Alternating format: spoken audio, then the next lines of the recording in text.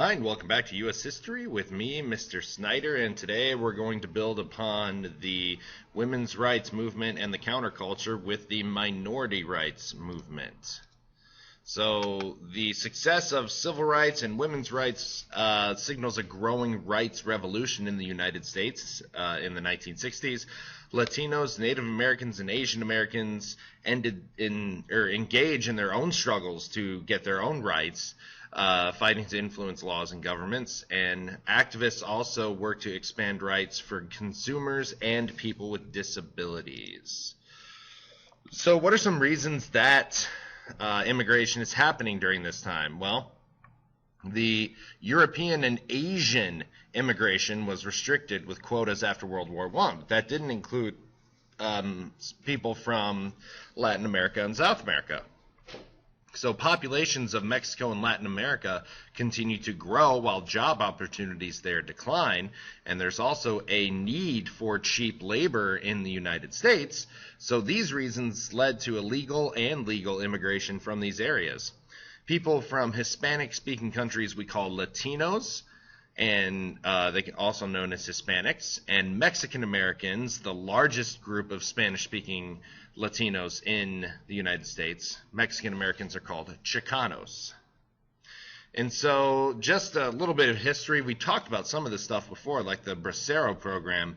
If men are off fighting at war, we don't have anybody to farm food, so we bring in Mexican laborers to create labor for farms during World War II. However, they were treated badly in the 1950s after they had made a living here for so long. The U.S. government decided that the Braceros had outstayed their welcome and were targeted for deportation.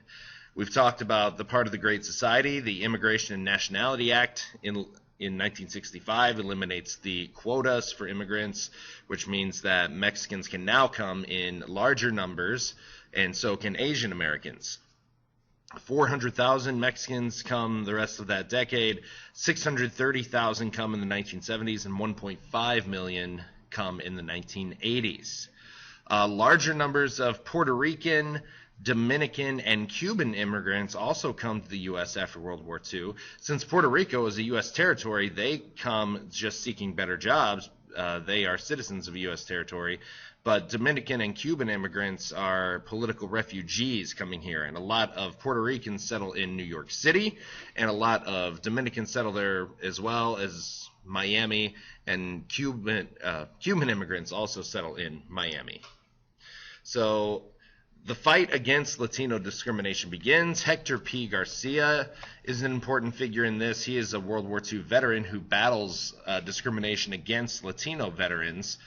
Some of the things that they are looking for in general are better working conditions, better salaries, and better educational opportunities. They also, like African Americans, want federal protection for their right to vote, and they want to elect people into politics who will represent and fight for their interests. A lot of Chicanos are migrant farm workers in the West, which means that they are farm laborers who move from farm to farm, state to state, to pick whichever produce is in season. These people operate under long hours, horrible conditions, and they have no benefits. So Cesar Chavez basically works to organize these people with Dolores Huerta into a union called the United Farm Workers. And through campaigns, they are able to urge the nation to boycott grapes, and California finally becomes the first state to pass a law requiring benefits and better salaries and working conditions for these migrant farm workers. And so their boycott pays off. Latinos unite under the Chicano movement in the West. They want to increase Latinos' own understanding of their culture and history along with everyone else's, but they've been there even before whites moved in and the United States took over this land from the Mexican-American War. They also demand greater recognition of their culture in schools and greater political representation. They organize different walkouts of schools and universities and marches for their rights. The National Council of La Raza translates to the race, it forms to They're the biggest Latino advocacy group in the U.S. today, but they formed to reduce Latino poverty and discrimination. And La Raza Unida in Texas is a successful political party that forms around Latino needs and interests, and they successfully support several Latino candidates to get Latinos better housing and jobs. Switching our focus now to Native Americans, I don't think we need to go into the fact that they have been discriminated against in U.S. history, but now living on these reservations that are poorly maintained, they have high rates of poverty, unemployment, and suicide. So they start to fight back as well. The National Indian Youth Council forms in 1961, at first to preserve native fishing rights in the Northwest, but they also eventually want to get broader civil rights for Indians. And then the American Indian Movement, or AIM, is formed, where their first goal is to get help for Indians living in urban ghettos, but then they switch to a broader focus of helping all Indians. Some things they do is they secure land for Indians and rights to that land, and they make sure Native Americans maintain their self-government. They also focus on treaty issues, harassment by police, and still back to their original goals of poverty and housing. But they become a little more militant in the 1970s. Well, 69, 100 American Indians representing about 50 tribes occupy Alcatraz Island in San Francisco Bay, where the prison is. But it was shut down, I believe, in 1961. But they assert this land belongs to them under federal treaties. And so the Indians control the island until mid-1971.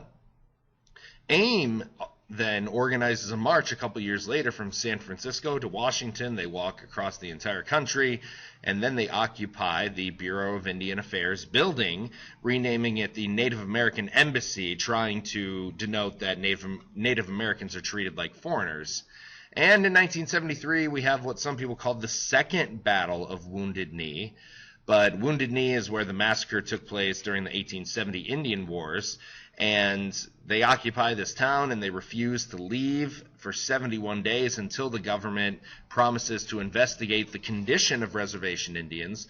The government puts this town under siege, and there's gun battles, and 2 of the Indians die in the gun battles, but it ends when the government does pledge to re-examine native treaty rights. And then we have the Indian Self-Determination Act of 1975, which grants, again, one of these was passed in the 1930s, but this grants tribes greater control than that over their resources and education if they live on reservations. Asian Americans also begin to fight for their rights. The Japanese American Citizens League was actually formed in the 1920s, but they are working harder than ever to protect Japanese rights. One of their main goals now, after World War II, is to work for compensation for lost property during World War II internment camps. People were sent to the camps. They had to get rid of their property, sell everything off, sell their houses, sell their land. And in 1988, Reagan and Congress passed something called the Civil Liberties Act of 1988, which acknowledges what the U.S. government did during World War II was unconstitutional and gives $20,000 to each surviving detainee. Then finally we get to the rights for consumers. There's a consumer rights movement, remember, during the Progressive Era in the early 1900s. Well, this reemerges in the 1960s. Ralph Nader is a consumer advocate who has ran for president here in the past 20 years or so. He publishes Unsafe at Any Speed, which attacks car makers for knowingly making unsafe cars. And so they begin to, because of this, and this is exposed, people mandate car safety through the federal government with the National Traffic and Motor Vehicle Safety Act of 1966. And after this, the government begins to make safety belts and other safety procedures on cars standard. In order to protect workers, Nixon proposes the Occupational Safety and Health Administration, shorter known as OSHA, in 1971. And if you have a job today, I'll bet if you went in the break room, they have to have OSHA regulations posted.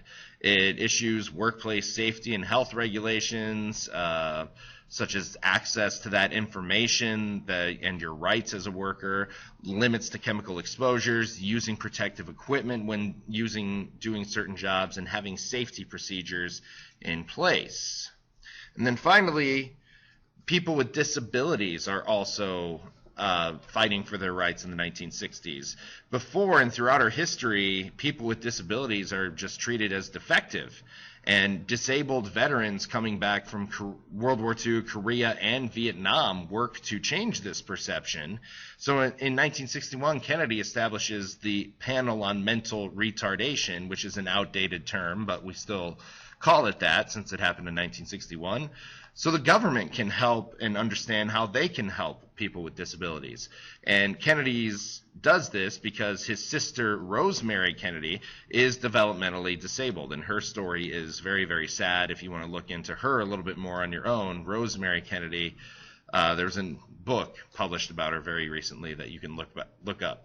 But his other sister, Eunice Shriver, begins an athletic camp for people with disabilities, and this eventually evolves into the Special Olympics beginning, I believe, in 1968.